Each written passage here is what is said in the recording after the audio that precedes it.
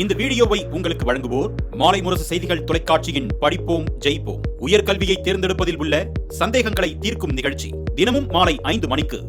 வணக்கம். ஃபோர்ஸ்டர்ஸ் ஹெட்கியர் வழங்கும் தமிழ்நாடு 360க்கு உங்களை வரவேற்பது நான் அருணீஸ்வர். தமிழகத்தில் உள்ள அனைத்து மாவட்ட நிகழ்வுகளையும் விரிவாக பார்ப்பதற்கு முன் முதலில் தலைப்புச் செய்திகளை பார்க்கலாம். உடுமலை தங்கமால் ஓடை சீரமைக்கும் பணி பாதியில் நிறுத்தம். குப்பை கழிவுகள் கலந்து துர்நாற்றம் வீசும் ஓடையை சுத்தப்படுத்த கோரிக்கை.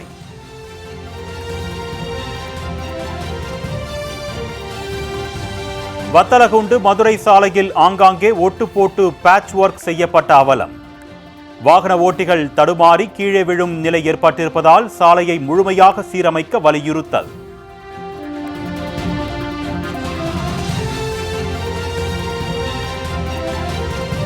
சுவை மிகுந்த பன்ருட்டி பலா மற்றும் முந்திரிக்கு புவிசார் குறியீடு.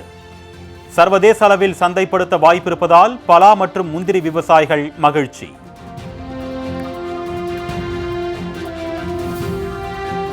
மேற்கு தொடர்ச்சி மலைப்பகுதியில் பெய்து வரும் தொடர் மழையால் கும்பக்கரை அருவியில் வெள்ளப்பெருக்கு. சுற்றுலா பயணிகள் குளிக்க 2வது நாளாக தடை நீட்டிப்பு.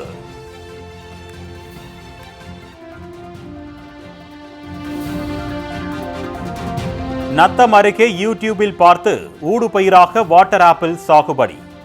குறைந்த செலவில் அதிக வருவாய் ஈட்டி தரும் விவசாயி குறித்து விவரிக்கும் செய்தி தொகுப்பு.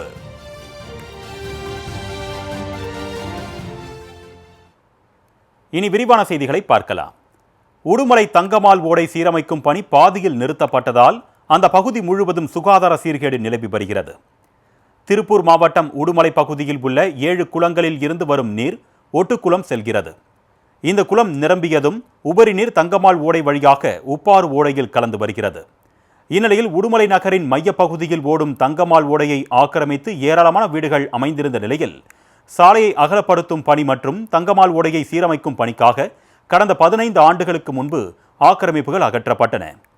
48 லட்சம் ரூபாய் செலவில் பொள்ளாச்சி ரோடு சந்திப்பு முதல் தலைக்கொண்டம்மன் கோவில் வரை 300 மீட்டர் நீளத்திற்கு ரோடு அகலப்படுத்தும் பணியும் தங்கமால் ஓடை கரையில் வெள்ள தடுப்பு சுவர் கட்டும் பணியும் மேற்கொள்ளப்பட்டது. இந்த பணி தொடங்கி 5 ஆண்டுகள் ஆன நிலையில் இன்னமும் முழுமை பெறாமல் உள்ளது. அத்துடன் இதற்காக கொண்டுவரப்பட்ட கான்கிரீட் ஸ்லாபுகள் பயன்படுத்தப்படாமல் வீணாகி வருகின்றன. மேலும் தங்கமால் ஓடையில் குப்பைகள் தேங்கி புதர் மண்டி கிடப்பதுடன் கழிவுநீரும் கலக்கப்படுவதால் அந்த பகுதி முழுவதும் துர்நாற்றம் வீசுகிறது. இதனால் கொசுக்கள் உற்பத்தியாகி சுகாதார சீர்கேடு நிலவுகிறது. மழைக்காலங்களில் இந்த கழிவுநீருடன் மழைநீரும் தேங்கினால் அந்த பகுதியின் நிலை மோசமாகிவிடும். எனவே உடனடியாக ஓடையை தூர்வாரி கரைகளை சீரமைக்க வேண்டும் என்று அப்பகுதி மக்கள் கோரிக்கை விடுத்துள்ளனர். வத்தலகுண்டு மதுரை சாலையில் ஆங்காங்கே ஒட்டு போட்டு பேட்ச் ஒர்க் செய்யப்பட்டிருப்பதால் வாகன ஓட்டிகள் தடுமாறி கீழே விழும் நிலை ஏற்பட்டுள்ளது. திண்டுக்கல் மாவட்டம் வத்தலகுண்டு மதுரை சாலையில் வத்தலகுண்டு முதல் பள்ளப்பட்டி வரையிலான சாலை மிகவும் மோசமான நிலையில் சிதிலமடைந்து காணப்படுகிறது. இதனால் வாகன ஓட்டிகள் மற்றும் சுற்றுலா பயணிகள் மிகுந்த அவதிக்குள்ளாகி வந்தனர். இதுகுறித்து புகாரின் பேரில் பள்ளப்பட்டி முதல் வத்தலகுண்டு வரை சுமார் 22 கிலோமீட்டர் தூரத்திற்கு சாலையில் உள்ள பள்ளங்களில் தார் ஊற்றி பேட்ச் ஒர்க் செய்யப்பட்டுள்ளது. சாலை அமைத்து 2 வருடங்களுக்குள் நூற்றுக்கணக்கான இடங்களில் ஒட்டு போடப்பட்டிருப்பதால் இந்த சாலை ஒட்டு போட்ட சாலையாகவே காட்சியளிக்கிறது.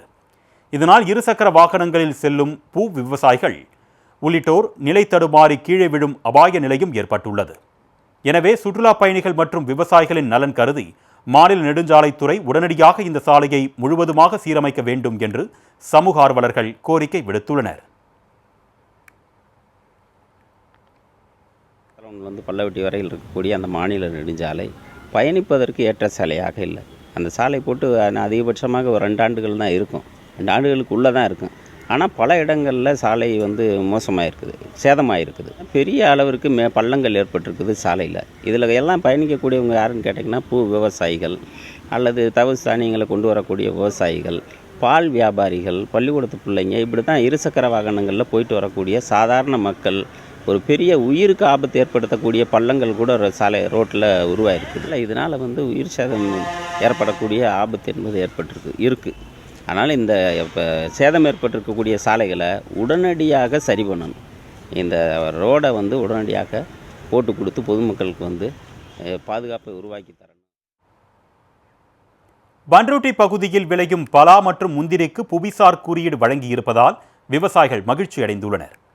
கடலூர் மாவட்டம் பண்ருட்டியில் பலா மற்றும் முந்திரி சாகுபடி அதிக அளவில் செய்யப்பட்டு வருகிறது. தமிழகம் முழுவதும் பலாப்பழம் சாகுபடி செய்தாலும் பலாப்பழத்திற்கு பெயர் போன இடம் பண்ருட்டியாகும். பண்ருட்டி பலாப்பழங்கள் அளவில் பெரியதாகவும் சுவையில் அருமையாகவும் இருப்பதால் மக்கள் மத்தியில் பண்ருட்டி பலாப்பழங்களுக்கு எப்பொழுதுமே தனி மவுசு உள்ளது. சீசன் நேரங்களில் கடலூர் செல்லும் மக்கள் பலாப்பழங்களை வாங்க தவறுவதில்லை. அந்த அளவிற்கு அதன் சுவை பொதுமக்களை பெரிதும் கவர்ந்துள்ளது. இந்நிலையில் இத்தனை சிறப்புமிக்க பண்ருட்டி பலாப்பழங்களுக்கு கூடுதல் சிறப்பாக புவிசார் குறியீடு கிடைத்துள்ளது. இதனால் பண்ருட்டி பலா விவசாயிகள் மிகவும் மகிழ்ச்சி அடைந்துள்ளனர். அத்துடன் அரசுக்கு நன்றி தெரிவித்துக் கொண்டனர்.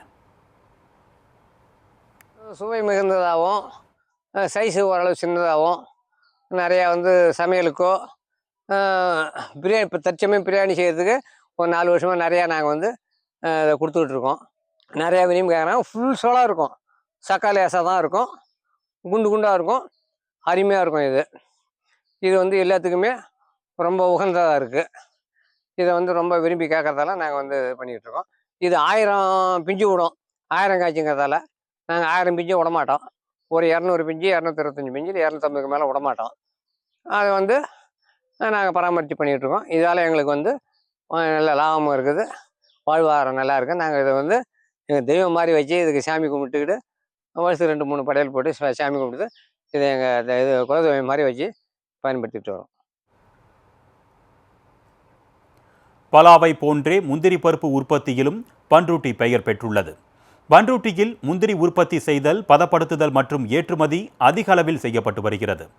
உலக முந்திரி சந்தையில் பண்ருட்டி முதன்மை இடத்திலும் தமிழகத்தின் மிகப்பெரிய முந்திரி சந்தையாகவும் கடலூர் மாவட்டம் திகழ்ந்து வருகிறது. எனவே பண்ருட்டி பலா மற்றும் முந்திரிக்கு புவிசார் குறியீடு வழங்க வேண்டும் என்று விண்ணப்பிக்கப்பட்ட நிலையில் பல்வேறு ஆய்வுக்கு பின்னர் பண்ருட்டி முந்திரிக்கும் புவிசார் குறியீடு வழங்கப்பட்டுள்ளது. இதனால் சர்வதேச அளவில் சந்தைப்படுத்த வாய்ப்பு ஏற்பட்டிருப்பதால் கடலூர் மாவட்ட முந்திரி விவசாயிகள் மகிழ்ச்சி அடைந்துள்ளனர். முந்திரி விவசாயம் பண்ணிட்டு இருக்கோம். எங்களுக்கு இப்பொழுது புவிசார் குறியீடு வழங்கிய மத்திய அரசுக்கு நன்றியை தெரிவித்துக் கொள்கிறோம். இது எங்கள் விவசாயத்தை மேலும் மேலும் கொண்டு போறதுக்கு இது ஒரு பெரிய காரணமாக இருக்கிறது. இதுக்கு உறுதுணையாக இருந்த மாநில அரசுக்கும் மிகவும் நன்றியை தெரிவித்துக் கொள்கிறோம். எங்கள் வியாபாரத்தை மேலும் அங்கீகரிக்கும் விதமாக புவிசார் குறியீடு எடுத்த அனைத்து MP, MLA அவர்களுக்கும் எங்கள் நன்றியை தெரிவித்துக் கொள்கிறோம். இந்த புவிசார் குறியீடு கொடுத்தது எங்களை மாதிரி விவசாயிகளுக்கு, பலா முந்திரி விவசாயிகளுக்கு மிகவும் மகிழ்ச்சியாக இருக்கிறது. மேற்கு தொடர்ச்சி மலைப்பகுதியில் பெய்து வரும் தொடர் மழையால் கும்பக்கரை அருவியில் ஏற்பட்டுள்ள வெள்ளப்பெருக்கின் காரணமாக 2வது நாளாக சுற்றுலா பயணிகள் குளிக்க தடை விதிக்கப்பட்டுள்ளது. தேனி மாவட்டம் பெரியகுளம் அருகே மேற்கு தொடர்ச்சி மலை அடிவாரத்தில் அமைந்துள்ளது கும்பக்கரை அருவி. இந்நிலையில் மேற்கு தொடர்ச்சி மலைப்பகுதி, வட்டக்கானல், வெள்ளக்கெவி, பாம்பார்புரம் உள்ளிட்ட பகுதிகளில் கடந்த 2 நாட்களாக விட்டு கனமழை பெய்து வருகிறது. இதனால் கும்பக்கரை அருவியில் நேற்று பிற்பகல் முதல் நீர்வரத்து அதிகரித்து வெள்ளப்பெருக்கு ஏற்பட்டுள்ளது. இதனால் சுற்றுலா பயணிகளின் பாதுகாப்பு கருதி அருவியில் குளிக்க 2வது நாளாக தடை விதிக்கப்பட்டுள்ளது. மேலும் அருவிக்கு நீர்வரத்து சீராகும் வரை இந்த தடை தொடரும் என்று வனத்துறையினர் தெரிவித்துள்ளனர். இதனால் சுற்றுலா பயணிகள் ஏமாற்றத்துடன் திரும்பிச் சென்றனர்.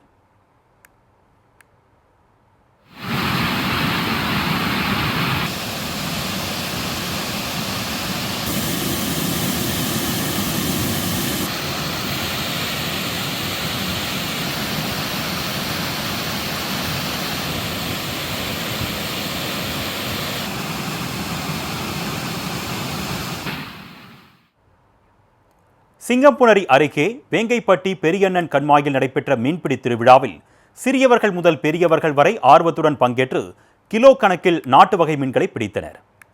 சிவகங்கை மாவட்டம் சிங்கம்புணரி அருகே வேங்கைப்பட்டி கிராமத்தில் பெரியண்ணன் கண்மாய் அமைந்துள்ளது. 30 ஏக்கர் பரப்பளவு கொண்ட இந்த கண்மாயில் விவசாய தேவைக்கு நீரை பயன்படுத்தியதாலும் கோடை வெப்பத்தாலும் தண்ணீர் வற்ற துவங்கியது. இதனால் கண்மாயில் உள்ள மீன்களை பிடிக்க ஆயக்கட்டுதாரர்கள் ஒன்று கூடி முடிவு செய்து சுற்று வட்டார கிராமங்களுக்கு மீன்பிடி திருவிழாவை அறிவித்தனர். அதன்படி நடைபெற்ற மீன்பிடி திருவிழாவில் சுற்று வட்டார கிராமங்களில் இருந்து நூற்றுக்கணக்கானோர் பங்கேற்றனர். பாரம்பரிய முறைப்படி சுவாமி கும்பிட்ட பின்னர் கிராம மக்கள் ஊத்தா, கூடை, கச்சா, கொசுவலை உள்ளிட்ட உபகரணங்களை கொண்டு கண்மாயில் இறங்கி முழங்கால் அளவு தண்ணீரில் மீன் பிடித்தனர். இதில் துள்ளி குதித்த விரால், கெண்டை, ஜிலேபி உள்ளிட்ட நாட்டு ரக மீன்களை கிலோ கணக்கில் அள்ளிக்கொண்டு மகிழ்ச்சியுடன் சென்றனர்.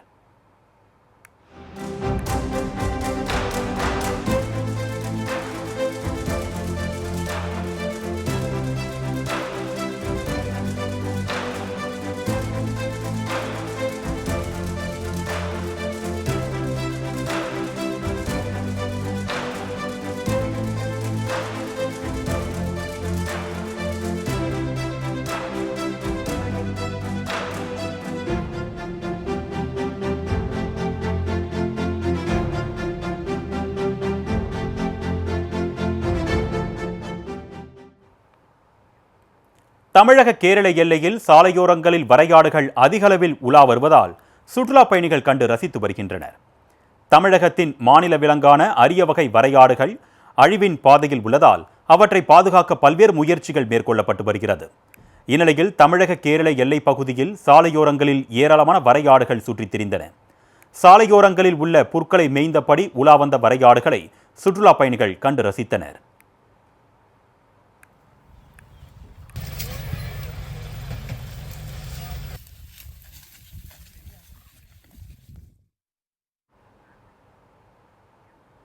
அன்னூர் ஊராட்சி ஒன்றிய தொடக்கப் பள்ளியில் ஆய்வு மேற்கொண்ட கோவை மாவட்ட ஆட்சியர் மாணவர்களுக்கு கணித பாடம் நடத்திய காட்சி இணையத்தில் வைரலாகி வருகிறது.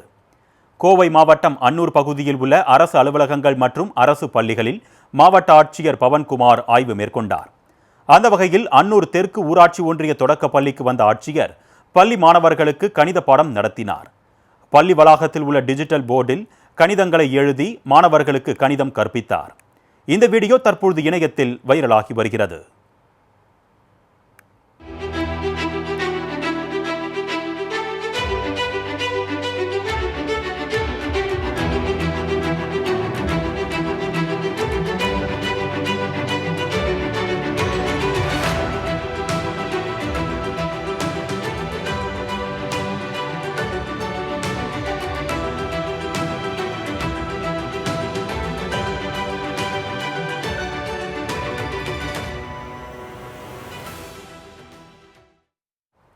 வேலூர் கணியம்பாடி பகுதியில் உள்ள 175 ஆண்டுகள் பழமை வாய்ந்த பள்ளியின் ஆண்டு விழா மாணவர்களின் கண்கவர் கலை நிகழ்ச்சிகளுடன் வெகு சிறப்பாக நடைபெற்றது.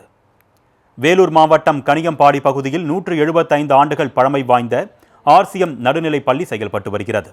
இப்பள்ளியின் 175வது ஆண்டு விழா, ஆசிரியர்களுக்கு பணி நிறைவு பாராட்டு விழா மற்றும் மாணவர்களின் ஆண்டு விழா என முப்பெரும் விழா வெகு சிறப்பாக நடைபெற்றது. இப்பள்ளியின் தாளாளர் அருள் தந்தை டேனியல் முன்னிலையில் நடைபெற்ற இந்த விழாவில் பணி நிறைவு பெற்ற ஆசிரியர்களுக்கு மாணவர்கள் மற்றும் சக ஆசிரியர்கள் சீர்வரிசை வழங்கி கௌரவப்படுத்தினர். அத்துடன் பல்வேறு போட்டிகளில் வெற்றி பெற்ற மாணவ மாணவியருக்கு பரிசுகள் வழங்கப்பட்டன. இதனைத் தொடர்ந்து மாணவ மாணவியரின் கண்கவர் கலை நிகழ்ச்சிகள் நடைபெற்றன.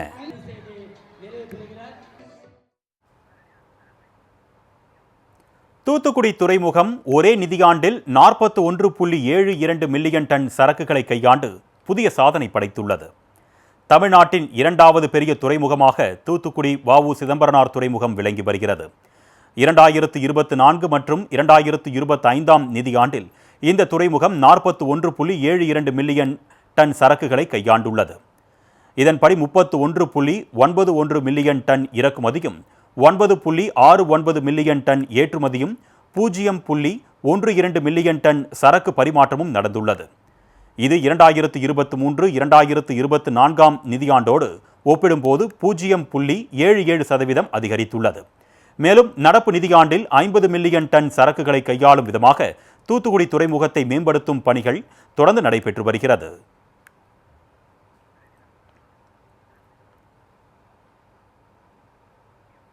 ஃபோஸ்டர்ஸ் ஹெட்கியர்ஸின் தமிழ்நாடு 360யில் அடுத்து வருவது உங்கள் ஊர் நிகழ்வுகளை விரைவாக வழங்கும் உள்ளூர் எக்ஸ்பிரஸ்.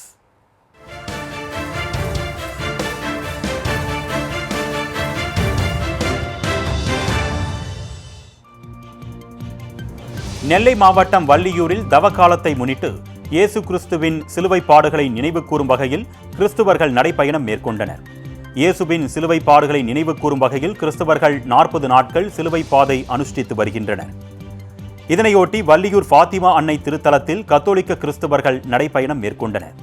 வள்ளியூர் ஃபாத்திமா அன்னை திருத்தலத்தில் இருந்து தொடங்கிய ஊர்வலம் ராதாபுரம் ரோடு மடப்புரம் வழியாக சுமார் 7 கிலோமீட்டர் தூரம் வரை நடைபெற்றது. இதில் இயேசுவின் தவக்கால பாடுகளை நினைவு கூர்ந்து ஜெப முழக்கத்துடன் பக்தி பாமாலைகளை பாடியபடி சென்றனர். பின்னர் கள்ளிக்குளம் மலைமாதா கோவிலை வந்தடைந்து பின்னர் அங்கு சிறப்பு ஜெபம் ஏறெடுக்கப்பட்டது.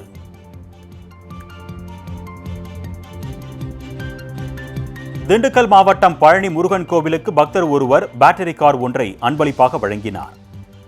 பழனி முருகன் கோவில் கிரி வீதி பகுதிகளில் 2 சக்கர வாகனங்கள் மற்றும் 4 சக்கர வாகனங்கள் செல்வதற்கு நீதிமன்றம் தடை விதித்துள்ளது. இதனால் கோவில் நிர்வாகம் சார்பில் படிப்பாதை, ரோப் கார், விஞ்ச் நிலையம், வாகனங்கள் நிறுத்துமிடம் உள்ளிட்ட பகுதிகளுக்கு பக்தர்கள் செல்வதற்காக பேட்டரி வாகனங்கள் இலவசமாக இயக்கப்பட்டு வருகிறது. தற்பொழுது வரை 25க்கும் மேற்பட்ட பேட்டரி வாகனங்கள் இயங்கி வரும் நிலையில் டிவிஎஸ் நிறுவனத்தின் CEO ராதாகிருஷ்ணன் 16,50,000 ரூபாய் மதிப்பிலான பேட்டரி வாகனம் ஒன்றை பரிசளித்தார். இதனை கோவில் ஆணையர் மற்றும் துணை ஆணையர் பெற்றுக்கொண்டனர்.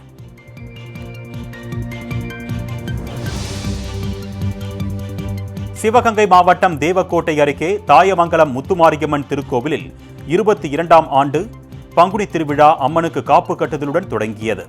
அதனைத் தொடர்ந்து அம்மனுக்கு சிறப்பு அபிஷேகம் செய்யப்பட்டு வண்ண மலர்களால் அலங்கரிக்கப்பட்டு பக்தர்களுக்கு காட்சியளித்தார். சிவாச்சாரியார்கள் வேத மந்திரங்கள் முழங்க உலக நன்மை வேண்டி 300க்கும் மேற்பட்ட பெண்கள் பங்கேற்று கூட்டு பிரார்த்தனையுடன் திருவிளக்கு பூஜை செய்து வழிபட்டனர்.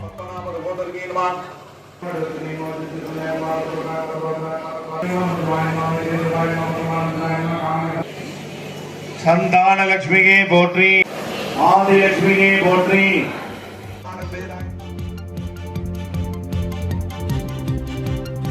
மதுரை மாவட்டம் வாடிப்பட்டி அருகே குடிநீர் கேட்டு பெண்கள் காலி குடங்களுடன் சாலை மறியலில் ஈடுபட்டதால் பரபரப்பு ஏற்பட்டது.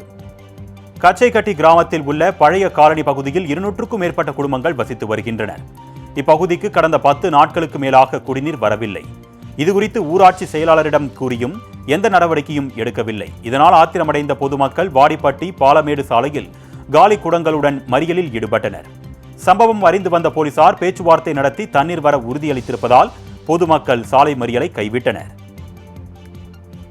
சனத்துகளுக்கு தண்ணி பிரச்சனை ரொம்ப பெரும் பிரச்சனையா இருக்கு.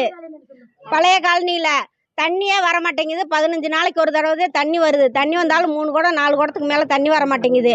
அப்படியே வந்தாலும் தண்ணி கலங்கலா வருது. எங்களுக்கு தொட்டியை கழுவி தர மாட்டேங்கிறாங்களா, ரோடு போட்டு தர மாட்டேங்கிறாங்க. சாக்கடை வசதி இல்ல, அந்த பக்கம் ரோடு போட மாட்டேங்கிறாங்க. லைட் வசதி இதா இருக்கு. ஓடக்கரையோரம் இருக்கு. நாங்க பாம்பு பள்ளி பூச்சி வட்டக்குள்ளதே நாங்க இருக்கிறோம். அப்படி இருட்டுக்குள்ள பாம்பை மிதிக்கிறதும் தெரிய மாட்டேங்குது, இது பண்றதும் தெரிய மாட்டேங்குது. அப்படித்தான் இருக்கா. நாங்க போய் எழுதி கொடுக்குறோம். எழுதி கொடுத்தா பார்த்து தாரம்ன்றாங்க. ஆனா பார்த்து தர மாட்டேங்கிறாங்க, வர மாட்டேங்கிறாங்க. எந்த இதுவும் பார்க்க மாட்டேங்கிறாங்க. எங்களுக்கு இதை பார்த்து நல்ல ஒரு வழி சொல்லுங்க.